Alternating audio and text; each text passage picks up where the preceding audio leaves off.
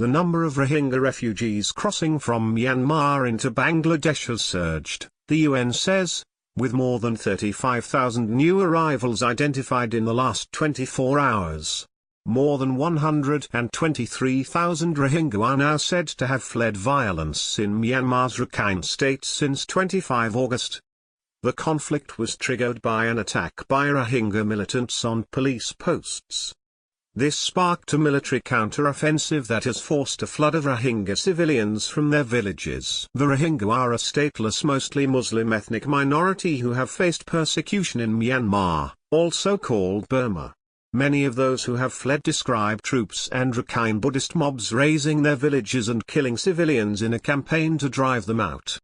The military says it is fighting against Rohingya militants who are attacking civilians.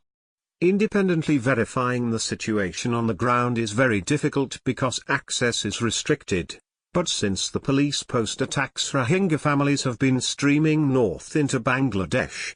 The UN says it is not clear exactly when the latest refugees arrived, but said the number of new arrivals needing food and shelter had surged dramatically. 2 main UN camps for them are now full, so people are sleeping outside or building shelters on open ground and along roads, a spokeswoman said. Many are in dire need of food and water. We fled to a hill when the shooting started.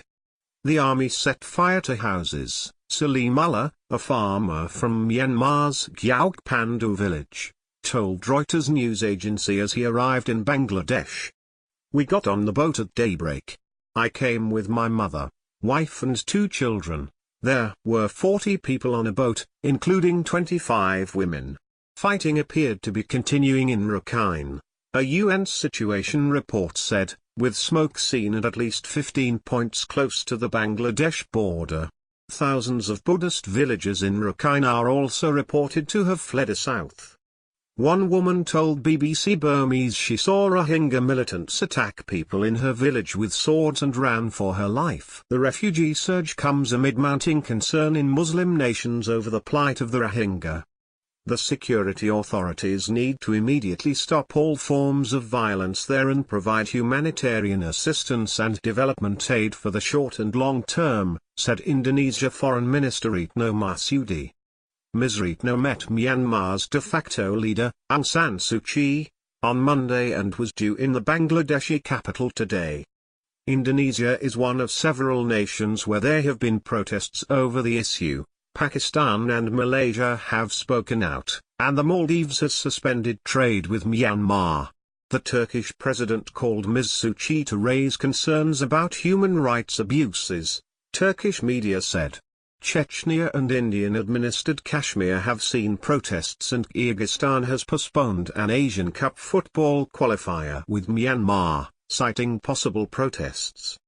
On Monday, a senior UN human rights official said it was time for Ms. Suu Kyi to step in to protect the Rohingya. Ms. Suu Kyi, a Nobel Peace Laureate who was under house arrest for years for her pro-democracy activism, has yet to comment on the latest violence.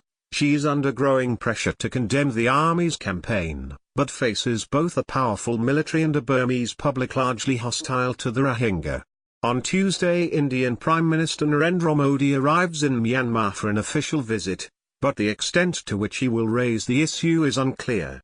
Last month, his government, which wants to boost economic and military ties with Myanmar, announced plans to deport India's 40,000 Rohingya refugees, because it says they are illegal migrants.